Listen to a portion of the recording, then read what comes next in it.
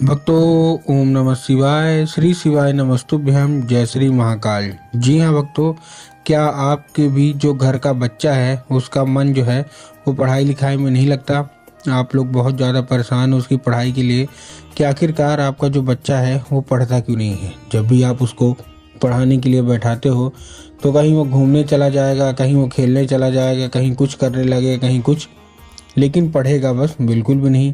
आपके भी समझ में नहीं आता कि आखिर ऐसा क्या हो गया जिसके कारण आपका जो बच्चा है ना उसका जो मन है वो पढ़ाई लिखाई में नहीं लगता।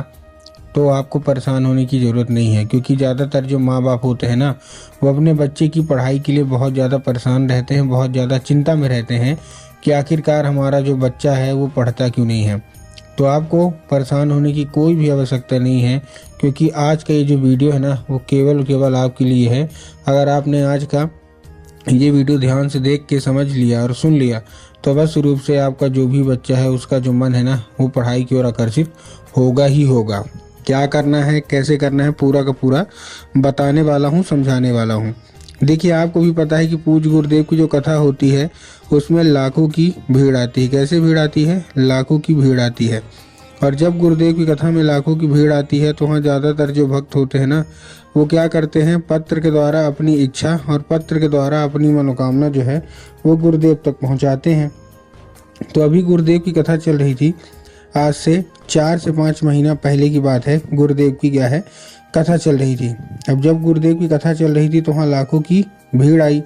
अब जब गुरुदेव की कथा में लाखों की भीड़ आई तो वहाँ ज़्यादातर जो भक्त थे ना उन्होंने क्या किया, पत्र के द्वारा अपनी इच्छा और पत्र के द्वारा अपनी मनोकामना जो थी वो गुरुदेव तक पहुंचाई।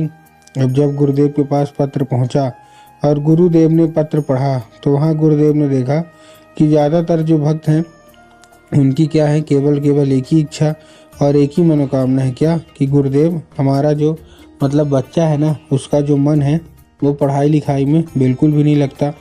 हम लोग बहुत ज़्यादा परेशान हैं उसकी पढ़ाई के लिए कि आखिरकार हमारा जो बच्चा है वो पढ़ता क्यों नहीं है। जब भी कोशिश करते हैं कि पढ़े तो कहीं वो घूमने चला जाएगा, कहीं वो खेलने चला जाएगा, कहीं वो कुछ करने लगे, कहीं कुछ, लेकिन पढ़ेगा बस बिल्कुल भी नहीं। हमारे भी समझ से बाहर है कि आखिर ऐसा क्या हो गया जिसके कारण बच्चे का जो मन है वो पढ़ाई में नहीं लगता। कृपया करके गुरुदेव कोई ना कोई उपाय बता दें। अब जब गुरुदेव ने ये देखा तब गुरुदेव ने 2 से 3 उपाय बताए और कहा केवल और केवल ये उपाय कर लेना, तुम्हारा जो भी बच्चा है ना जिसका भी मन पढ़ाई लिखाई में नहीं लगता, अवश्य रूप से इस उपाय को करने से उसका जो मन है ना वो पढ़ाई की ओर आकर्षित होगा ही होगा।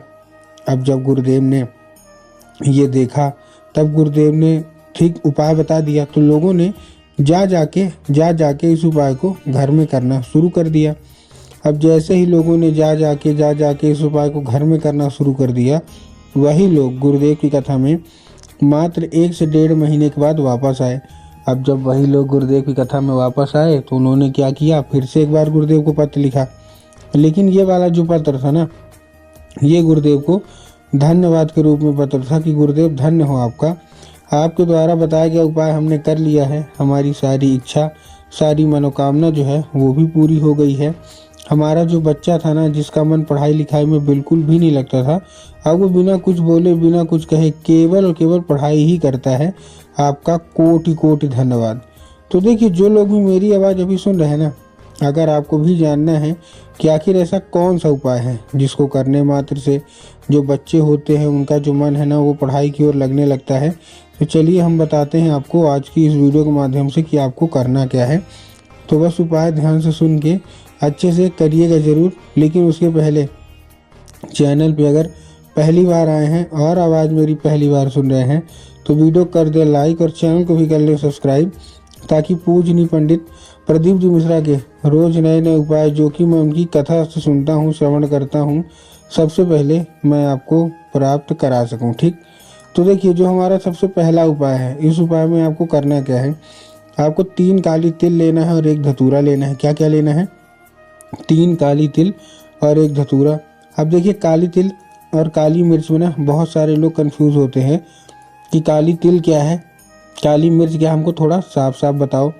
तब गुरुदेव ने साफ साफ बताया है कि आपको क्या लेना है, काली तिल ही लेना है और साथ में आपको 1 धतूरा ले लेना है। ठीक, ले लिया। अब लेने के बाद आपको करना क्या है, अपने बच्चे के हाथ में देके उसको भेज दीजिए कहाँ, सीधा सीधा शिव मंदिर।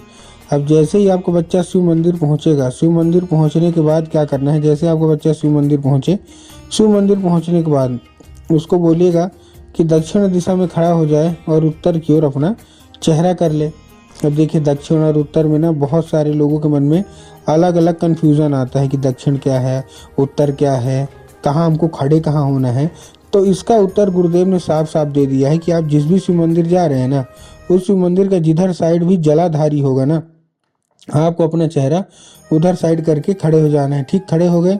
अब खड़े होने के बाद आपको केवल और केवल एक नाम लेके, कौन सा, महादेव का बहुत ही सुंदर सा नाम है श्रम्भेश्वर महादेव। तो आपको करना क्या है, केवल और केवल आपको श्रम्भेश्वर महादेव का नाम लेके और उन्हीं का स्मरण करके आपको चुपचाप से क्या कर देना है, अर्पित कर देना है बस। पूज्य गुरुदेव कहते हैं कि अगर आपने श्रम्भेश्वर महादेव का ये उपाय कर लिया ना, तो आप खुद ही देखेंगे कि अवश्य रूप से सारी इच्छा, सारी मनोकामना जो है वो पूरी होगी और आपका बच्चा पढ़ाई की ओर आकर्षित होगा ही होगा। ये था कौन सा, ये था हमारा पहला उपाय। अब हम चलते हैं अपने दूसरे उपाय की ओर। अब देखिए जो हमारा दूसरा उपाय है, दूसरे उपाय में आपको करना क्या है, जो हमारा दूसरा उपाय है, इस उपाय में आपको सिंपल सा लेना क्या है। देखिए इस उपाय में आपको एक लाल फूल लेना है। ठीक, जितनी भी माताएं हैं अपने बच्चों के लिए ये उपाय अवश्य रूप से करिएगा। इस उपाय में आपको एक लाल फूल लेना है और लाल फूल लेने के बाद आपको क्या करना है, जैसे आप लाल फूल लेंगे, लाल फूल लेने के बाद आपको चुपचाप क्या करना है, आपको लेना क्या है, आपके घर में माता सरस्वती की फोटो या मूर्ति होना अति अनिवार्य है इस उपाय को करने के लिए।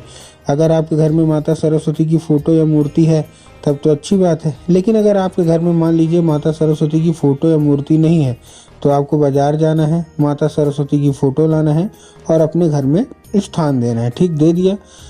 अब स्थान देने के बाद आपको करना क्या है, शाम के समय में जब आपके घर में पूजा पाठ होती है ना, तो वो लाल जो फूल है वो आपको माता सरस्वती को अर्पित करना है और माता से उसको औषधि के रूप में मांगना है कि माता कृपया करके हमको इसको औषधि के रूप में प्रदान करिए। अब क्या होगा, अब ये औषधि का रूप ले लेगा। ठीक, औषधि का रूप ले लिया, बस अब आपको क्या करना है, उसी रात जब आपका बच्चा अच्छे तरीके से खाना पीना खा के सो जाए, तो आपको लाल फूल उठाना है और अपने बच्चे के माथे पे 2 से 3 बार आपको फेर देना है बस। पूज्य गुरुदेव कहते हैं कि उस फूल के जरिए स्वयं माता सरस्वती उसके दिमाग में प्रवेश कर जाएंगी और उसका जितना भी दिमाग इधर उधर के कामों में लगता है, वहाँ से ना लग के उसका केवल केवल जो दिमाग है ना, वो पढ़ाई की ओर ही लगेगा ही लगेगा। तो उम्मीद करता हूँ आज का जो उपाय मैंने आपको बताया अच्छे तरीके से समझ में आ गया होगा।